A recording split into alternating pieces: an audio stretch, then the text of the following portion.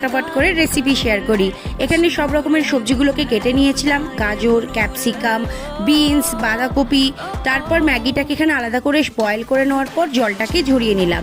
এখানে 2টো ডিম অ্যাড করেছি, তোমরা চাইলে যতজন বেশি মেম্বার তত বেশি ডিম অ্যাড করতে পারো।